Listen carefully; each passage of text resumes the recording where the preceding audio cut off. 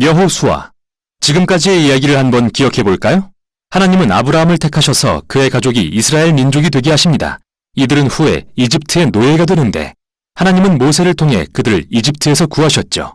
그리고 그들과 시내산에서 언약 관계를 맺은 후 광야로 인도하시는데요. 이스라엘이 약속의 땅 앞에 진을 쳤을 때 모세는 그들에게 하나님의 명령에 순종하길 요구합니다. 열방에 하나님이 어떤 분이신지 보이도록 말이죠. 이 책은 모세가 죽고 이스라엘이 약속의 땅에 들어갈 준비가 된 시점에서 시작합니다. 이야기는 크게 네 부분으로 구성됩니다. 먼저 여호수아가 이스라엘을 약속의 땅으로 인도합니다. 그러나 그곳에서 적이에 찬 가나안 족속들을 만나 전투를 벌이게 됩니다. 승리를 거둔 후 여호수아는 약속의 땅을 12지파에게 분배해주고 백성들에게 주는 마지막 설교로 이 책은 끝을 맺습니다. 그럼 어떻게 진행되는지 자세히 살펴보죠. 시작 부분에서 모세가 죽고 여호수아가 이스라엘의 새 지도자로 임명됩니다. 저자는 의도적으로 여호수아를 새로운 모세로 묘사하는데요. 모세가 그랬듯 그도 백성들에게 토라, 즉 하나님께 받은 시내산의 언약에 순종하길 요구합니다. 그리고 모세가 민수기 13, 14장에서 한 것처럼 그 땅에 정탐꾼들을 보내는데 이번에는 그때보다 훨씬 순조롭습니다. 몇몇 가나안 사람들은 돌이켜 이스라엘의 하나님을 따르게 될 정도로요. 그 후 여호수아는 온 이스라엘을 이끌고 요단강을 건너 약속의 땅에 들어갑니다. 출애굽할 때 모세 앞에 홍해가 갈라진 것처럼 이제 요단강이 갈라지고 제사장들이 언약궤를 메고 앞장서자 백성들이 따라 건너죠. 5장에서는 이야기가 전환됩니다. 이스라엘은 뒤를 돌아보며 자기 뿌리가 하나님의 언약 백성임을 기억하여 새 세대에게 할례를 행하고 가나안에서 첫 유월절을 기념합니다. 그리고 그들은 이제 앞으로 나아갈 준비가 되었죠. 여호수아는 한 신비스러운 전사와 특이한 만남을 갖습니다. 사실 그는 천사이고 여호와의 군대 대장이죠. 여호수아가 너는 우리 편이냐 우리 원수 편이냐 라고 묻자 그의 대답은 어느 편도 아니다. 정말 중요한 건 과연 여호수아가 하나님 편에 서 있냐는 겁니다. 결국 이 싸움은 이스라엘 대 가나안 족속의 대결이 아니라 바로 하나님의 전쟁이라는 거죠. 이스라엘의 역할은 그분의 계획이 성취되는 것을 보거나 가끔 지원군이 되는 거고요. 다음 부분이 그겁니다. 이스라엘이 주변 가나안 족속과 겪는 온갖 전투를 볼 수 있는데 앞부분에서는 두 개의 전투가 자세히 소개되고 뒷부분에서는 수년간에 걸친 전투들을 요약한 짧은 이야기들이 이어집니다. 처음의 두 전투는 여리고와 아이성을 상대한 것인데요.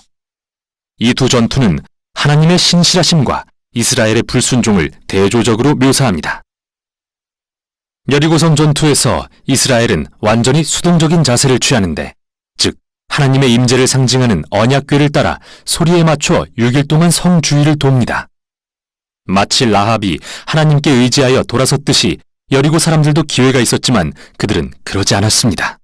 7일째 되는 날 제사장들이 나팔을 불자 성벽이 무너져 내리고 이스라엘은 승리를 거둡니다. 이 이야기의 핵심은 하나님은 그의 백성을 구하시는 분이며 이스라엘은 오직 신뢰하며 기다리면 된다는 겁니다. 그런데 다음의 아이성 전투는 정반대의 이야기를 기록합니다. 여기 아간이라는 이스라엘 사람이 여리고성 전투에서 오직 하나님께 속한 전리품 몇 개를 훔친 뒤 거짓말을 합니다. 하나님이 이스라엘에게 하신 모든 일을 생각할 때 참 한심한 행동이죠. 그래서 이스라엘은 아이성 전투에서 참패를 당하고 마는데요. 하나님께 겸손히 회개하고 아간의 죄를 철저히 다루고 나서야 비로소 승리하게 되죠. 사실 이 두 이야기는 중요한 핵심을 알려주기 위해 함께 맨 앞에 배치되었습니다. 이스라엘이 약속의 땅을 상속받으려면 반드시 하나님의 명령을 순종하고 신뢰해야 한다는 것. 특별 대우란 없습니다. 두 번째 부분에는 기브온이라는 가나안 족속이 등장합니다. 그들은 라합처럼 돌이켜 이스라엘의 하나님을 따르기로 결정하고 이스라엘과 화친 조약을 맺죠. 다른 모든 가나안 왕들이 서로 동맹을 맺고 연합하여 이스라엘을 파괴하려 한 것과 대조되는 모습이죠. 이들과의 전투에서 이스라엘은 큰 승리를 거두게 됩니다. 그리고 나서 이 부분은 모세와 여호수아가 거둔 모든 승리를 요약하며 마무리됩니다. 여기서 잠깐 멈추겠습니다. 지금까지 나온 전쟁과 폭력의 이야기들이 거슬릴 수도 있을 것 같아서요. 만일 예수를 따르는 분이라면 예수님은 원수를 사랑하라고 하시지 않았나 라는 의문이 들 텐데요. 왜 하나님은 전쟁을 선포하시는 걸까요? 첫째, 왜 가나안 족속일까요? 이에 대한 주요 이유들은 성경의 앞부분에 나와 있습니다. 가나안 족속의 문화는 도덕적으로 극도로 타락했는데 특히 성적으로 그랬죠. 레위기 18장을 확인해 보세요.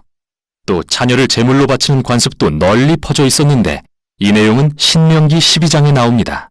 하나님은 이스라엘이 이런 관습의 영향을 받는 걸 원치 않으셔서 가나안 족속을 떠나게 하신 겁니다. 여기서 두 번째 의문이 듭니다. 하나님은 정말 가나안 족속을 집단 학살하라고 명령하신 걸까요? 언뜻 보기에는 이 이야기들에 나오는 표현을 보면 이스라엘이 그들을 완전히 진멸하고 호흡이 있는 것은 하나도 남기지 않은 것처럼 보입니다. 그러나 다시 살펴보면 이 구절들이 문자 그대로가 아니라 일종의 과장법이라는 걸 알게 됩니다. 가나안 족속에 대한 원래의 명령을 신명기 7장에서 보겠습니다. 이스라엘에게 먼저는 가나안 족속을 쫓아내고 다음으로 진멸하라고 하십니다. 그리고 나서 그들과 혼인하지 말며 어떠한 언약도 맺지 말라고 하십니다. 진멸한 사람과 어떻게 혼인을 하겠습니까? 즉 문자적 의미가 아니라는 겁니다. 같은 맥락이 여호수아의 이야기에도 적용되는데요. 살펴보죠. 예를 들어 여호수아 10장에는 이스라엘이 헤브론과 드빌 성읍에 한 사람도 남기지 않았다고 나오는데요. 15장을 보면 여전히 가나안 족속들이 사는 걸 알 수 있습니다. 그러니까 여호수아는 다른 고대 전투에 대한 기록처럼 서사적인 문체로 문자 그대로가 아닌 과장법을 사용한 거죠. 집단 학살이라는 단어도 여기에 적합하지 않은 이유는 하나님께 돌이킨 가나안 족속들이 있기 때문입니다. 라합이나 기브온 족속처럼요. 하나님은 그분께 돌아오는 자를 받아주십니다. 마지막으로 이 이야기들은 이스라엘 역사의 매우 특정한 순간을 기록하고 있다는 점입니다. 이 전투들은 가나안 땅의 소수의 족속에게 국한된 것이었고 다른 민족들에 대해서 하나님은 이스라엘에게 화평하라고 명하셨죠. 신명기 20장을 확인해 보세요. 따라서 이들 전투를 기록한 목적은 절대 하나님의 이름으로 폭력을 행사하라는 말이 아닙니다.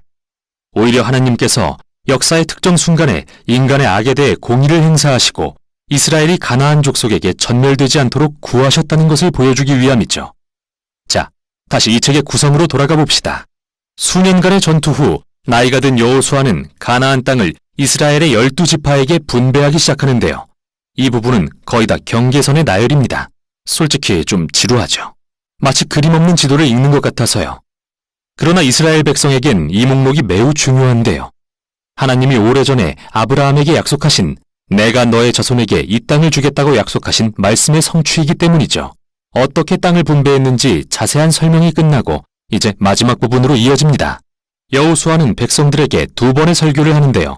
이는 모세가 신명기에서 했던 마지막 설교와 매우 비슷합니다. 여호수아는 백성들에게 그들을 약속의 땅으로 인도하시고 가나안 족속으로부터 구하신 하나님의 자비를 상기시킵니다. 그리고 가나안의 우상들로부터 돌이켜 하나님과 맺은 언약에 신실하라고 요구합니다. 만일 그렇게 한다면 약속의 땅에서 생명과 복을 받을 것이지만 그렇지 않는다면 이스라엘에게도 가나안 족속들처럼 하나님의 심판이 내릴 것이라 경고합니다. 약속의 땅에서 쫓겨나 포로가 될 것이라고요. 여호수아는 이스라엘에게 선택을 남기고 떠나는데요. 과연 그들은 무엇을 할까요? 이 중대한 질문을 남긴 채 끝이 납니다. 여기까지 여호수아였습니다.